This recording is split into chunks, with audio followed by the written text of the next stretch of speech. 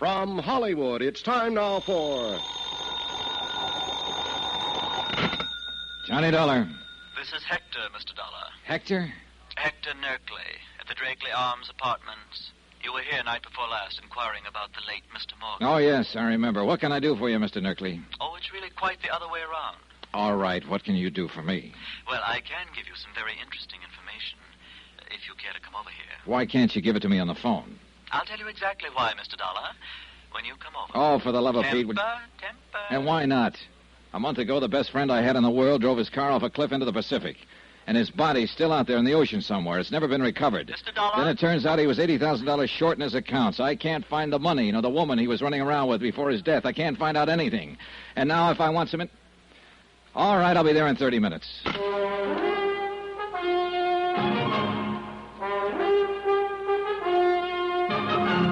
Tonight and every weekday night, Bob Bailey in the transcribed adventures of the man with the action-packed expense account. America's fabulous freelance insurance investigator. Yours truly, Johnny Dollar.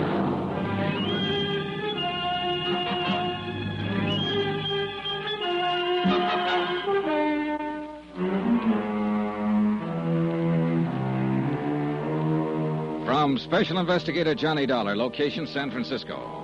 To the Home Office, Eternity Mutual Insurance Company, Hartford, Connecticut. Assignment, the confidential matter. Expense account continued.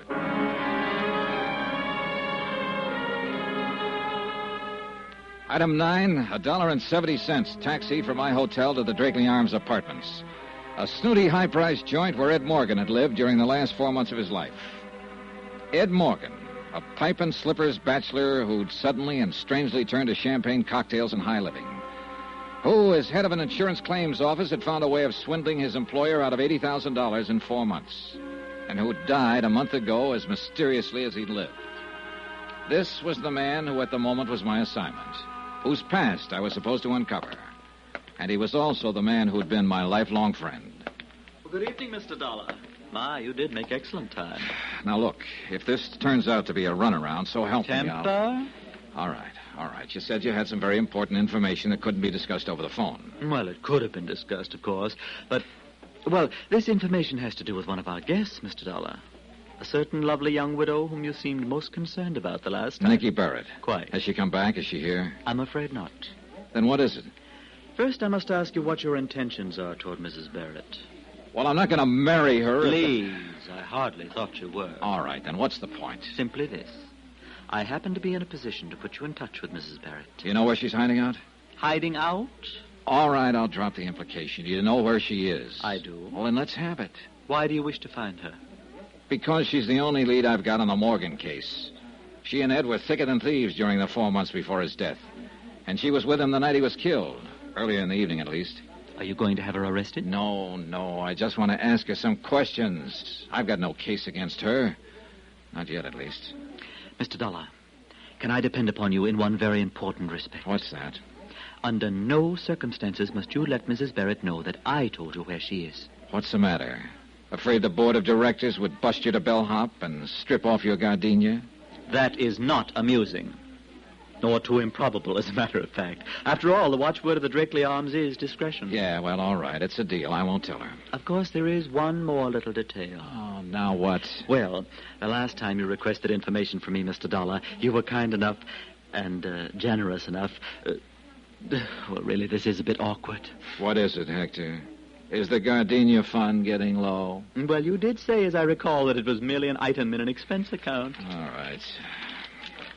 Here's another $20. Oh, thank you, sir. Now, what about Nicky Barrett? Well, we just received a letter from Mrs. Barrett. She asks that her mail be forwarded to her in care of American Express, Panama City, Panama.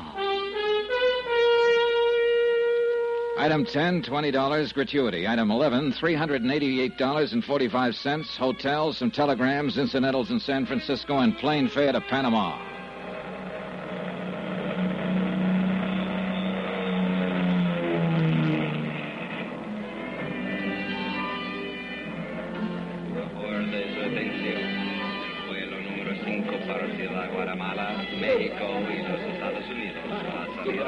I'd sent wires ahead before I left the States. It wasn't until after I'd cleared customs and was heading for the American Express office that I was certain the messages had produced any results. Dispénseme, por favor.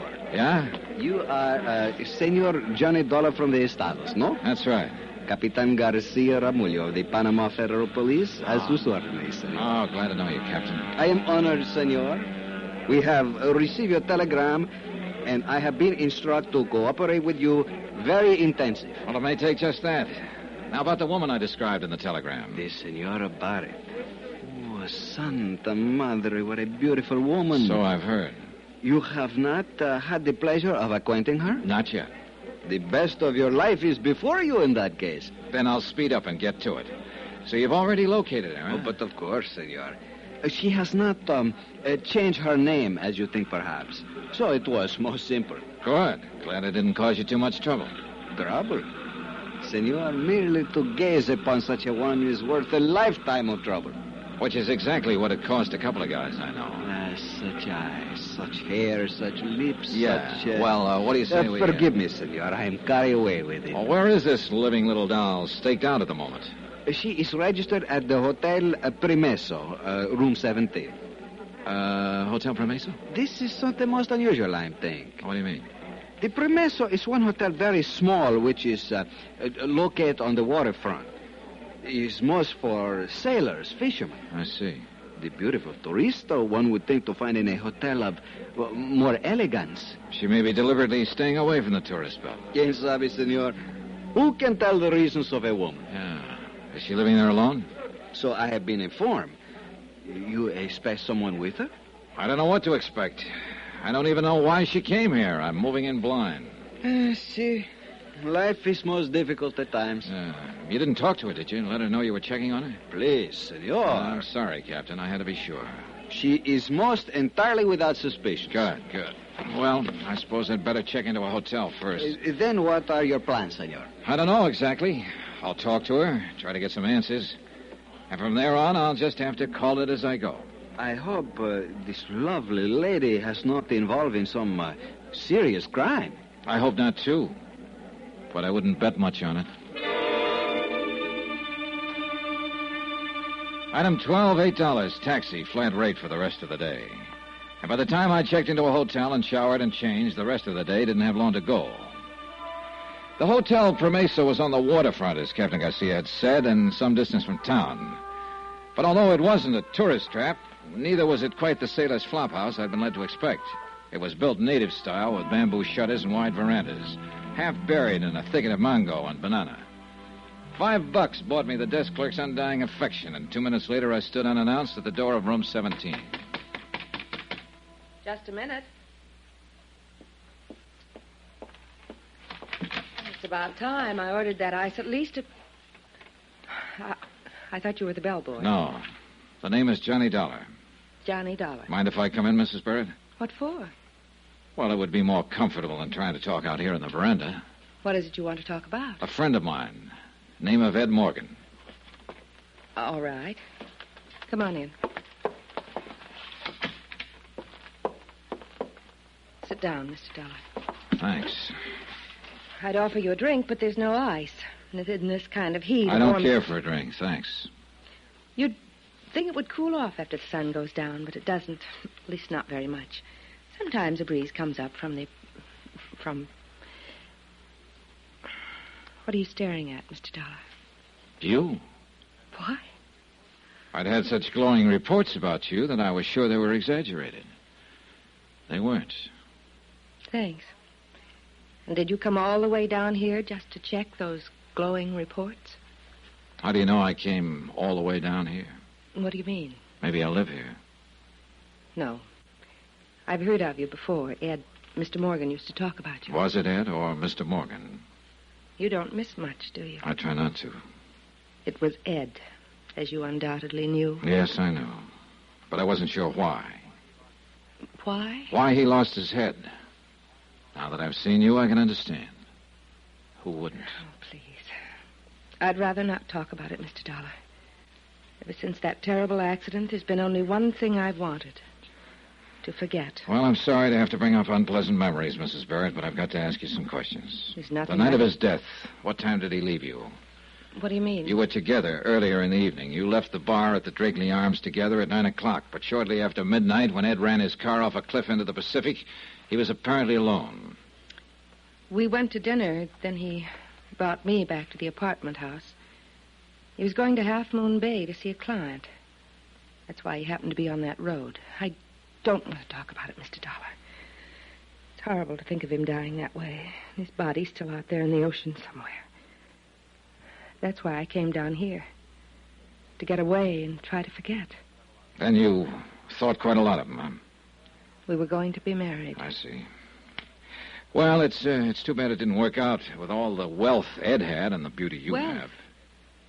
Well, I had the idea that he just worked for an insurance company. And lived the way he did? Oh, come now, Mrs. Barrett. Well, actually, I didn't really consider it. My husband had left me quite well off. How long were you married before he died? Only 10 months. Oh, you do have bad luck, don't you? I don't think this attitude of yours... Relax. Here, have a cigarette. I don't smoke. Oh. Do you mind if I do? No, of course not. Thanks. Do you have a suite here, Mrs. Barrett, or just this one room? Just this room. Why? Oh, and then this door must lead to the bath. What do you think you're doing? Empty, huh? Of course it's empty. Uh-huh. Then the other possibility is that closet. Stay away from there. When I came in, there was cigarette smoke in the air, stubs in the ashtray. There's no one here. Stay away from there. Oh, look, Mrs. Barrett, turning out the lights may be romantic, but it's not the idea. What? You? I was still conscious but groggy, and I couldn't seem to get off the floor. I heard someone moving, heard the door to the veranda open and close. I shook my head and tried to clear it. I finally staggered to my feet and found the light switch. Nicky Barrett was cowering back against the wall, staring at me, scared, but not saying anything. I stumbled toward the door. The veranda was empty. There was no sign of movement in the shadows.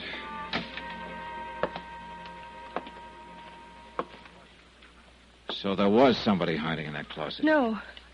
There wasn't anybody here. I'm the one who hit you. You'd have to have a fist 3 times your size. It's true. Forget it. I know the game now. I should have known it a lot sooner. You're wrong. There's only one person in this world who tears cigarettes apart and shreds the paper that way. No. The 2 of you, in on it together. They didn't find his body because there wasn't anybody to find. He's still alive. He was right here in this room. That was Ed Morgan.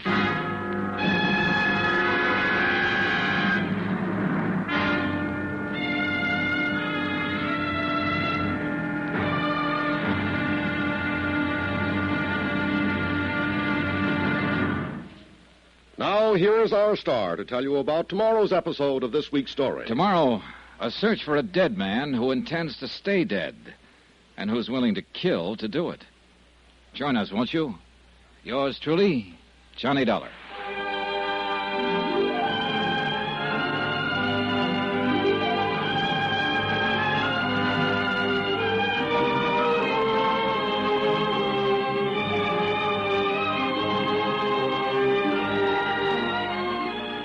Yours truly, Johnny Dollar, starring Bob Bailey, is transcribed in Hollywood. Written by Les Crutchfield, it is produced and directed by Jack Johnstone.